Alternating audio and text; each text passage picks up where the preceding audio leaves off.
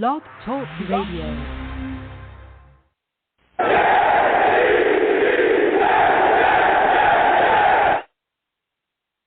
What's going on, folks?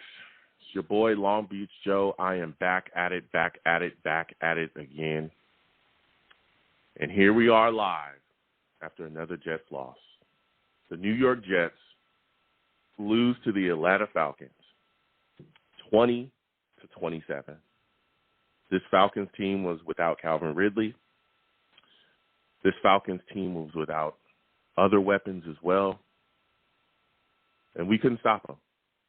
The offense was horrific, particularly in the first half. As usual, we're going to get to all of it. Listen, I'm the man of the people. I'm here for the people. Let me shamelessly promote my Facebook page. Everyone go on Facebook, search The Long Beach Joe Show. Like that page. My content's up there. Go ahead and give it a listen. Message me. I'll message you right back. I love going back and forth with folks about this football team. Also, leave me some feedback. I love hearing about what you folks think I do here on the Long Beach Joe Show. Your boy's on iTunes as well, man. Get your boy up on iTunes. Subscribe to the podcast on iTunes. Also, leave me some feedback. I love hearing about what you folks think I do here. I love hearing the feedback. Love hearing about what you folks, enjoy. I don't enjoy watching the Jets, but I do enjoy the feedback from my show. Oh, man, this is tough. This is really, really tough. Being a Jets fan, it stinks sometimes. It really, really does. And it's just mind-blowing to me how horrific we play offensively. It's awful. Today, it was a putrid showing, particularly in the first half. Just errant things. First off, starting off the play calling. The play calling was terrible in this game. It was terrible. It was terrible. Yet again, we underutilized weapons that we should be utilizing more. Denzel Mims, right? We don't put Denzel Mims out there on the field. Oh, no. No. The guy can go out there, make plays. We don't find ways to utilize him effectively at all. Moore didn't have much in this game either. It was more of the same things. Struggling offensively, not being able to consistently hold drives, not being able to push the ball down the field, not being able to score, sleepwalking. This was one of the things that we were concerned with going into this game. And we all said, hey, the game's in London. Is there going to be some issues? Yes, the game's in London. Yes, we did come out sleepwalking, but we've done this all damn season long. To be completely honest, we have. In every single game that we've had this season, the offense has yet to come out with their hair on fire, with a sense of urgency, trying to find a way, field, and score early. We always do the same thing. We play like a second-half team. We wait until late in the second quarter to get going, and that's exactly what we did here. Mike LaFleur has got to step it up. This play calling today was awful. It was awful. So many bad play calls, so many play calls in spots where it didn't make sense. You got Zach Wilson out there. He's missing throws. Early in the game, up until a point, he only had 65 yards throwing the ball. And he had an interception, which was a bad interception that he locked onto a wide receiver, and it was very easy for the Atlanta Falcons to pick that off. It's just terrible, man. We got bailed out, got a great defensive pass interference call. I'll take it every single time. We got bailed out on that call. We took that, we're able to get back into the game with it, and then our offense goes right back into a shell. They can't do anything because we're running out of time, because we played so bad offensively in the first half. Now we're trying to make up time. Penalties killed us in this game as well. Shepard with a holding call. Wilson with a defensive pass interference. Moore was out of bounds. He got a call for that. You had guys holding on defense as well during running plays. So many penalties in this game on the New York Jets. Yet again, that's another thing that we're seeing. Penalties today for 58 yards. We just gave it away.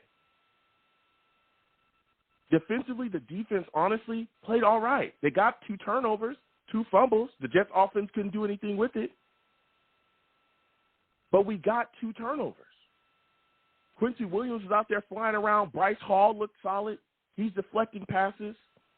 We were trying to play a bend but don't break style, but this defense was on the field all game. earlier in the game, at one point, the Falcons were dominating the time of possession.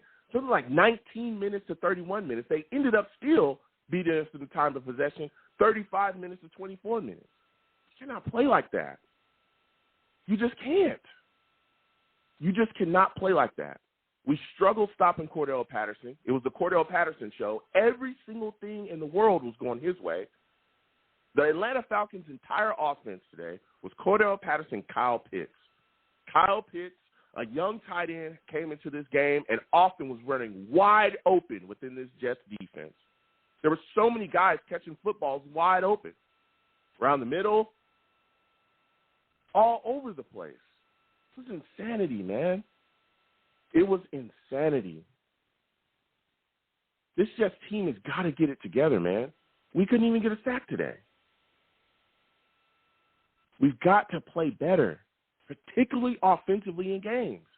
You can't leave the defense hanging the way that we do and think that you're going to do anything in this league. It's just bad, man.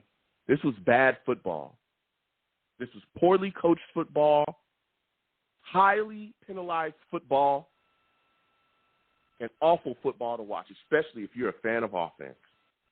And the underutilization, yet again, of Denzel Mims and Elijah Moore.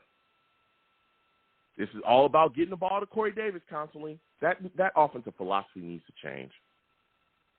It's just horrific. Just absolutely horrific.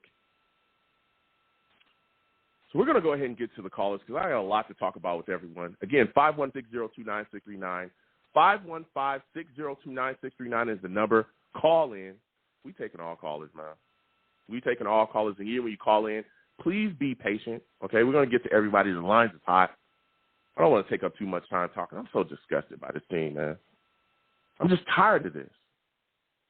So first call I'm going to, my guy, 813. 813, you're looking like a new caller. Give me your name, where you're from, and let me know what you think about this New York Jets offense, man. Hey, Joe. What's going on? Hey, Joe. It's Ted. Ted from Riverview, Florida. I called last week. I'm NY Jets, Florida, in your YouTube commentary. Oh, hey. Good to see you. Good to see man. you. Good to see you. Yes, sir. Yes, sir. What do I think about everything? I'm sitting in my garage hiding from my family and my dogs. I mean, oh, man. I mean, from beginning to end, I mean, the worst thing to me was we knew what they were going to do on offense, and we couldn't do a damn thing about it. Nothing to stop it. Nope. And I mean, I know Ryan is accurate, and he's still a good quarterback, but the defensive coverage, if it wasn't for Quincy Williams and Bryce Hall, like you mentioned, it was Bryce Hall. Bryce Hall. Bryce Hall. If it wasn't for either one of them, the defense would. I mean, it probably let up 50. I mean, it would have been probably let up 50 points. Seriously. Yeah. It's it was and then it's just awful.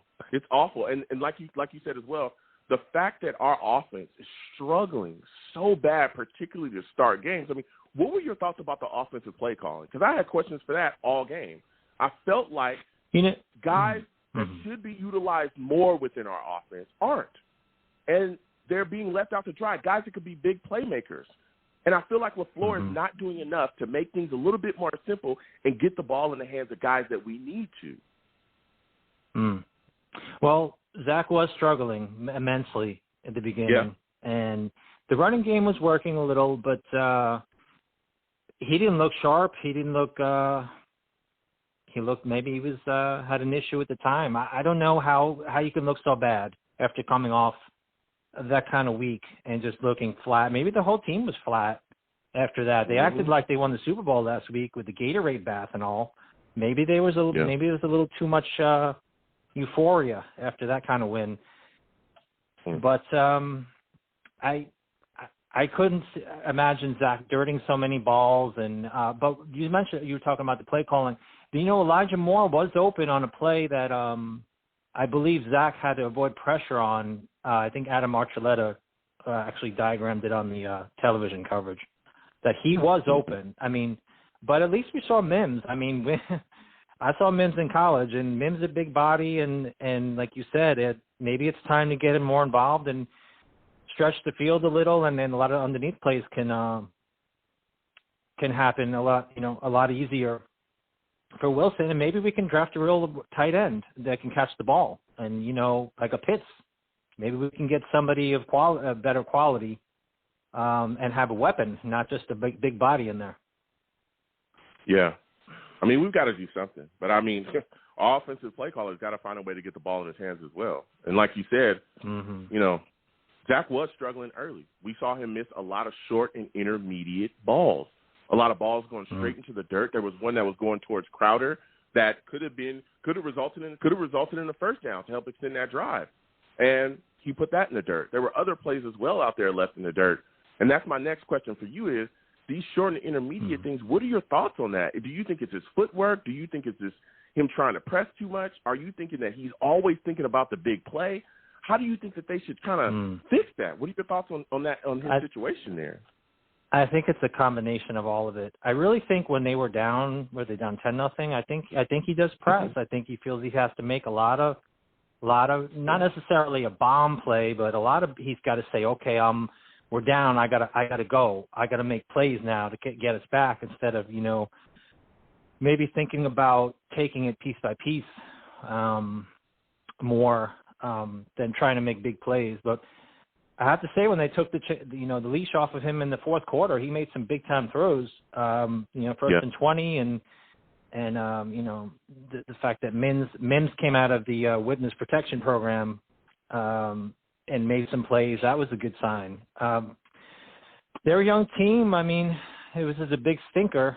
So maybe they have a bye playing New England. I was thinking 3-3, but there's no way this team is ready to be, not a contender, but they're just a middle of the road team right now. Very young, and it's another growing year for them. That's the way it has to be for the players and the coaches. Yeah. It's tough, man. This was a tough loss to watch. It was a tough loss to watch to me, especially because, like you said as well earlier, is that we knew what they were going to do. We knew who they were. They're coming in without Calvin Ridley. They're coming in without their big weapons or their bigger weapons. Yeah. Yes, they got Pitts. Yes, they got Cordell Patterson, but those are the two only guys they have offensively. Those are guys they fed all day long. And it was like we could not stop them. We couldn't stop them from doing things. We couldn't get to Matt Ryan to rattle him. We couldn't get it. It was just mind-blowing, man. But before I let you go, I'm going to end with a little positive. Yes, sir. Go ahead. No, go ahead. No, go ahead, Joe. Go ahead, sir. Yeah, I want to, leave it a little positive. What are your thoughts about the New York Jets extending John Franklin Myers, man? I think it's good.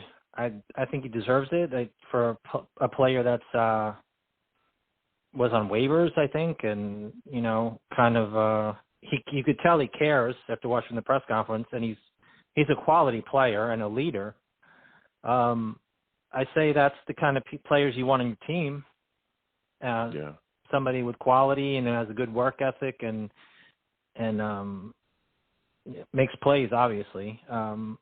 So I think it's great. I think it's a good piece to keep around. Maybe, and I said in the blog or the YouTube channel that I think Quincy Williams, as soon as you can sign him, man, that's the first guy I would sign.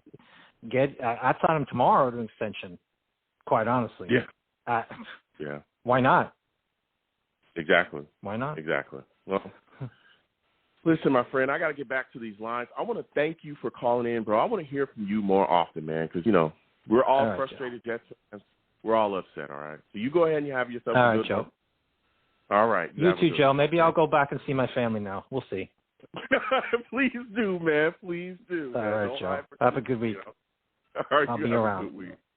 All Take right. care, Joe. Bye. Listen, man. 515-602-9639. 515-602-9639 is the number. Call in. What a frustrating loss by the New York Jets. Unbelievably frustrating. Yet again, we come out flat. We sleepwalk through the first half. Then we try to find some way to pick up some type of momentum in the second, and it didn't work. It didn't work. You cannot play against that. And this is a banged-up Falcons team, a defense that literally is terrible. They're giving away points on a weekly basis. I think they give away something like 30-plus points on a weekly basis. And we can't get it done. We just can't get it. We're struggling to score. This is horrific. Horrific. 515-602-9639. 515-602-9639 is the number. Call in. We're taking all callers. Next, I'm going to my guy, Jacob, man. Jacob, salutes to you. I want to thank you for calling in. Jacob knows his Jets, man. He knows his Jets through and through. Jacob, we're sitting here after this loss to the Atlanta Falcons, and we're all scratching our heads saying, hey, when is this offense going to step up? What were your thoughts today about the performance of Zach Wilson? What's going on, Joe? And I think it was a pretty disappointing performance. I think we all are on the same page there. He definitely stepped it up in the second half, and every game you see the potential flashes of what he's able to do. And it really just comes down to decision making and doing the little things, because obviously, you can take the shots downfield, and we know he has the arm talent to do it. But if you're not completing the easy screen passes and the easy checkdowns, how are you going to get to a place where you can take that deep shot down the field and it might be open and they're not expecting it as much?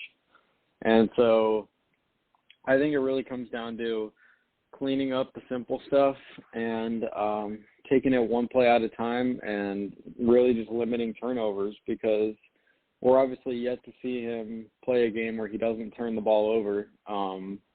So once we see that and we get an idea of what he looks like when he's not turning the ball over, I think we'll have a better idea of what type of quarterback he is. Yeah, like you said as well, the short and intermediate stuff for him today was just – there's a lot of struggling there. Balls in the dirt. He could have hit some guys that could have really led to some big games, especially that one to Crowder, which I think honestly could have led to a touchdown, because he had guys in front of him that looked like they were ready to block. They were ready to go. Yeah. That ball in the dirt. So it's just tough. But that also starts to ring up something that we've been talking about on a weekly basis. This offensive play calling at times has been suspect, and it was suspect in this game as well. What were your thoughts about some of the play calls that you saw out of LaFleur, and are you concerned that the Jets don't show that type of urgency early enough in football games offensively? I'm definitely a little bit concerned. I think as the games go on, I start to get a little bit more concerned each game, and not necessarily just offensive play calling, but there were some very questionable defensive play calls too, because on Kyle Pitts' touchdown, he had John Franklin Myers guarding him. And that makes no sense why you would have him guarding him. You have C.J. Mosley on the field, and you decide to have C.J. Mosley blitz and put your defensive end, who's 285, 290 pounds, and who probably runs like a 5'1", 40-yard dash, 5'2", 40-yard dash, on a 6'5", 245 tight end who runs in the 4.4s. It makes no sense. And I would have loved to see C.J. Mosley on Kyle Pitts for more of the game, too, because he's a very good coverage linebacker. But we kept Michael Carter on him for a lot of the game, and I think that's why really he popped off the way he did, because it's just too much of a size advantage in his favor. But on offense, I think there were definitely some questionable play calls, too. I would have liked to see us run the ball maybe a little bit more, because I think Michael Carter had a pretty solid game when he was given the ball. And yeah, that's really all I have to say about that. Yeah. Yeah. I mean, it was just bad. Just the offense comes out flat and bad as well. What are your thoughts on the fact that we're not utilizing Mims effectively? I mean, this is another game where we see this guy, the potential, on a 1st and 20. He was able to come out, actually made a play, made a catch, got us the first down, and then immediately was put back on the bench. I mean, what do you think is on there at this point? Like, we're not seeing this guy. Even Elijah Moore, I thought, could have had some plays called his way, schemed up offensively to get him going. What are your thoughts about these guys just not being utilized properly? Yeah, it doesn't make much sense to me at all. But, every time Denzel Mims catches the ball, it's like we all get so pumped up to see him finally catch the ball, and that's just, not how it should be. I think he should be on the field way more often, because it seems like every time he's on the field, it's like the ball is in his hands every time he gets on the field. So I'm not sure. Yeah. I'm really, still struggling to figure out. I've been, thinking of all the possibilities of what it could be, but, I really don't know what's keeping him off the field for the way he's performed. And unless it's, their idiotic reason that they're giving of, he doesn't know where to stand on the field or whatever, it's I don't know what else it could be.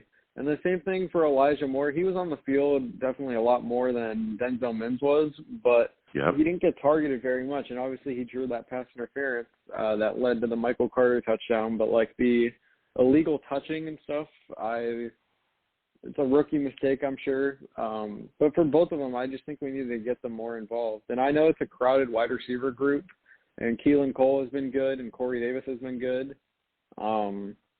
But I'd really like to see Denzel Mims get more playing time than a guy like Braxton Berrios. Mm-hmm. Yeah, that's a fact. It's just another stinker offensively. I mean, early we did run the ball pretty decently, but especially when you're playing like that and you're not getting scores, you can't just you continue to just lean on the running game like we saw today. Eventually, that clock continues to drain and you just run out of time. You've got to be able to take it to the air. You've got to be able to target your guys that are playmakers. We came into this season saying that wide receiver was a strength of this football team. We talked about it constantly. Offensive wide receivers are a strength of the team. And I feel like we're not utilizing that position group very well at all because there's so many weapons that are underutilized or misutilized altogether. Now, I'm going to go to the defensive side of the ball with you, man, because you touched on some things there, but what are your thoughts about our inability to stop Cordell Patterson? I mean, it seemed like this guy was all over the place, running wide open at times within our defense and our coverage. What are your thoughts on that, man? I think it was just poor play calling on defense, too. And I was surprised because Jeff Ulbrich and Robert Saleh combined, they've been. Oh, I think we lost him. Oh, we lost Jacob. He was bringing some fire. Jacob, hopefully you call back in. But like he was saying as well, you look at the situation with Saleh and Ulbrich. Listen, Cordell Patterson was out there running around open all day. All day. They were handing the ball off to him. It was the Cordell Patterson show. It was all him. And that's what killed me was we knew what they were coming out to do. We knew it. We knew, hey, look, they're without Ridley. They're without Gage. They're without a lot of their guys offensively. We know they're going to come out, right, and try to get the ball to Cordell Patterson. We know that. We know they're going to try to get the ball to Kyle Pitts. And it was just like we couldn't stop it. Well, we got Jacob back on the line. We're going to bring him back on. Salute, Jacob. Thank you for calling back on in. I know we lost you. Jacob, go ahead and give me your finish your take about Cordell Patterson and what he was doing to us out there, against our defense. Yeah, sorry, I don't know what happened there. That was weird. But like I was saying, I was surprised because Robert Saleh and Jeff Ulbrich have been so good together so far. And the only reason 20-something points have been put on us pretty much every week is just because the defense is out there a majority of the game. So for the most part, they've done a terrific job of holding the opposing offenses to field goals, limiting the touchdowns. But I was a little bit surprised today because I think we knew coming into the game that those were the two big worries, Cordell Patterson and Kyle Pitts. And we seem to just not adjust to anything, no matter the situation. We see Kyle Pitts is starting to go off and we don't change anything about our game plan at all. We just disregard whatever is going on. And that's not what successful teams do. And so while our second half offense was definitely a lot better and we played with a lot of fire in the second half, I mean, the defense was definitely disappointing, especially having the pass rushing being our arguably the best part of our team. To have them not get a sack at all, they brought some pressure, but to see them not record a sack was definitely disappointing as well. Yeah. You go from 7 sacks to 0. 7 sacks to 0. And again, Atlanta's offensive line is not stellar. It's worse than the Titans. Yeah, this offensive line will give them up. And we got nothing today. We got nothing. Absolutely nothing. But the thing that bothered me as well, we talked about the offense, we talked about this defense, but the penalties is what killed me as well. Especially when you watch us defensively. We extended so many drives for the Falcons with our penalties. Yeah. That defensive pass interference call on Wilson extended the drive. Shepard holding calls on running plays, help them, bailing them out so many times on third down. What are your thoughts about the way and how undisciplined we play football? What are your thoughts about that, man? Yeah, I really didn't like it because penalties are just such a killer. It kills momentum in, like, every single way, shape, or form. And from the get-go, when we had that roughing the passer on the first drive of the game, it was going to be a 3-and-out, and then they bailed the Falcons out like that. Like, these roughing the passer rules, I can't stand them at all anymore. It's like you can't tackle the quarterback. Like, you just got to let them throw the ball, I guess.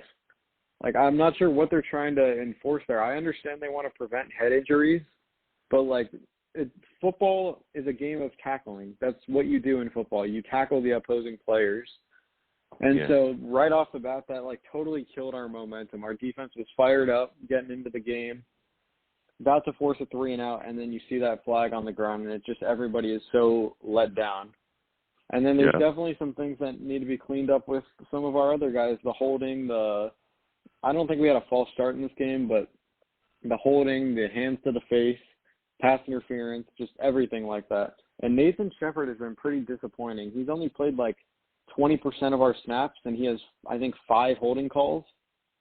So I don't know what to tell you about that. Oh, my goodness.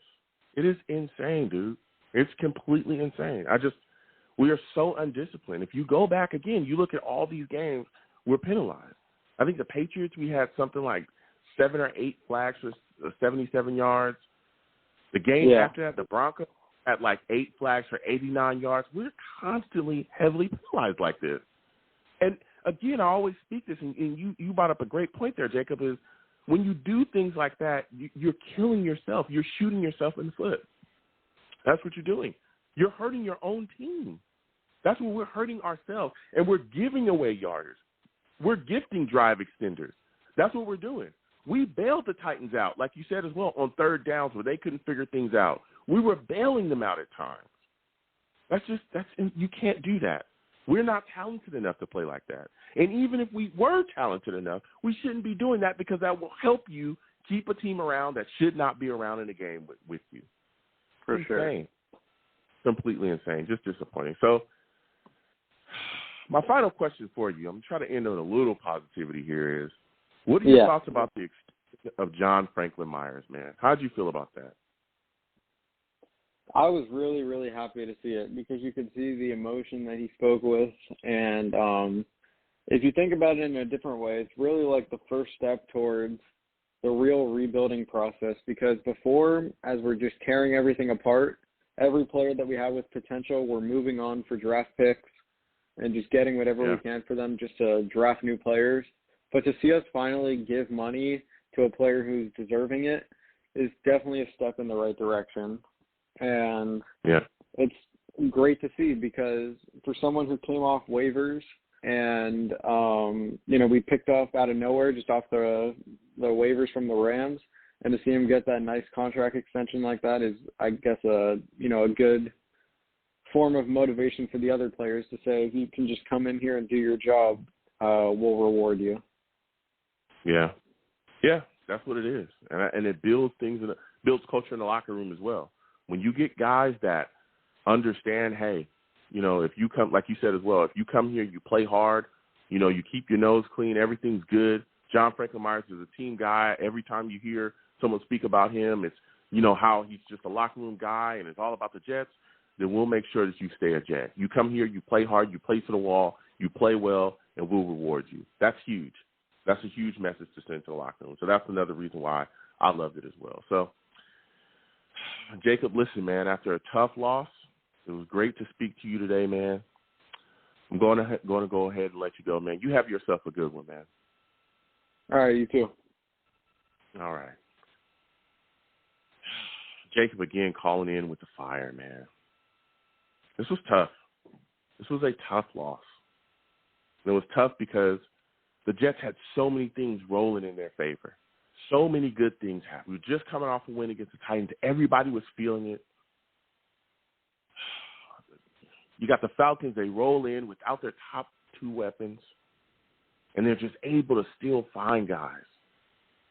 We just can't stop them. We can't stop them. We can't get anything started offensively, and we run out of time, man. This is just bad. So I'm going to go ahead and wrap up the show. I want to thank everybody for calling in, everybody for watching the game with me as well. That was amazing. I'm just frustrated, man. I'm frustrated with this football team, frustrated with the way that we play. It's tough. It's really tough. So listen, I'm the man of the people. I'm here for the people. Let me shamelessly promote my Facebook page. Everyone go on Facebook, search The Long Beach Joe Show. Like that page. My content's up there. Go ahead and give it a listen. Message me. I'll message you right back. I love going back and forth with folks about this football team. Also leave me some feedback. I love hearing what you folks think I do here on the Long Beach Joe Show. I'm also on Twitter as well at YoungJ000. Again, YoungJ000. Go ahead and follow me. I'll follow you right back. You want to troll me? No issues. I'm the troll that lives under the bridge, and I will have my Vera Tucker jersey on at all times. It's one of the guys that's playing some of the best football on that offensive line, all right? I have that jersey on at all times. I'm also on YouTube as well. We live stream during the games. We have a lot of fun. We post content. The YouTube is Long Beach Joe Jets. Long Beach Joe Jets on YouTube. Please subscribe, turn on your notification bell, and give my videos a thumbs up too. And if you want to troll me in those comments, no issues, I will troll you right back as well, man. Right back. I'll troll you right back. It's tough, especially with the Jets playing the way that they play. It's very tough to troll people. But I will do it. As always, people, when you see me in person, it is arms out, chest open, free hugs for everyone, okay? Arms out, chest open, and the hugs will remain free. No matter what anyone tells you, the hugs will always be free. Never charge, especially at times like this. You got an Atlanta Falcons team coming in. They're not very good. They're missing guys. And you still can't beat them. I want to thank you folks for calling in. Thank you folks for taking the time out to call in and listen to the show and watch the show. You folks are the absolute greatest. Without you people, I'm absolutely nothing. As always, you folks have a good one. Peace.